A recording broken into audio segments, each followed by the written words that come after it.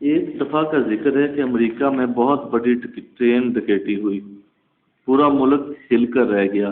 اور امریکہ ہی کا کیا، کسی بھی ملک میں اربوں روپے کی ڈکیتی ہو تو ملک ہل کر رہ جاتا ہے، سوائے پاکستان کے۔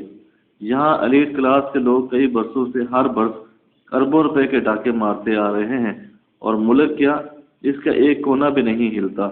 لیکن اب کے برس تو کمال کے اوپر کمال ہو گیا۔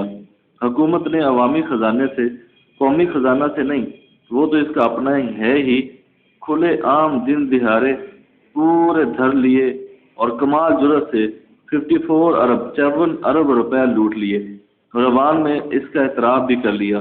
لیکن ملک یا اس کا کوئی کونا تو کجا، عوام کی کھڑکیاں تک نہیں ہلی۔ بات آئی گئی ہو گئی، نہ کسی نے از خود نوٹس لیا، نہ کسی نے بے خودی کی اور بے خودی ٹوٹی۔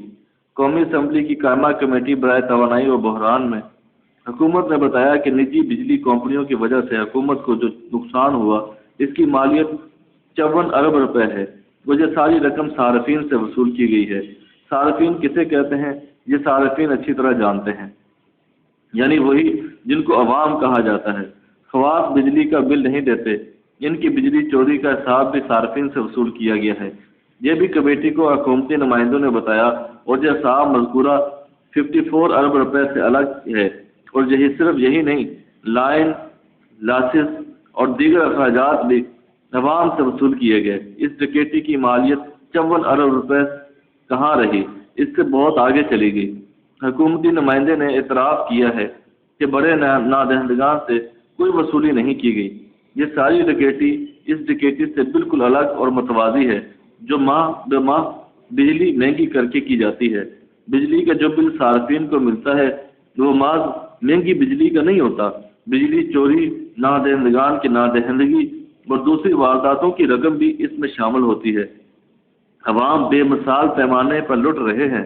لوٹنے والے تو ٹھہرے ریلیف دہندہ، کوئی دوسرا نجات دہندہ بھی نہیں بولتا، نہ تحریک انصاف، نہ مسلم لیگ، نہ کوئی مجلس عمل، اور ریلیف دہندگان 2% مراد یافتہ جگیرداروں تک ہی محدود نہیں ہیں۔ ان میں وہ لوگ بھی شامل ہیں جو اس میں 2% طبقے کے مستقل اتحادی بھی ہیں، ان کے خلاف انقلاب کے نعرے بھی لگاتے ہیں۔ چنانچہ یہ مستقل اتحادی اس عظیم ڈکیتی پر بولیں بھی تو کیسے، اور اس ڈکیتی کے تغرے پر ایک حاشیہ بھی سجایا گیا ہے۔ ملاحظہ ہو، حکومت نے اسلام آباد کے اسٹریٹ لائٹس کے لیے 128 ارب روپے کی لاگت سے منصوبہ بنایا ہے۔ 128 ارب روپے کی یہ رقم ایشیائی بینک سے قرضے کے طور پر لی جا رہی ہے۔ ایشیائی بینک سے قرضہ لیں گے 2% مراعاتی جگیردار اور ادا کریں گے صارفین یعنی عوام، اور بولے گا کوئی بھی نہیں، نہ تحریک انصاف، نہ مسلم لیگ، نہ مجلس عمل اور نہ جگیرداروں کے مستقل اتحادی۔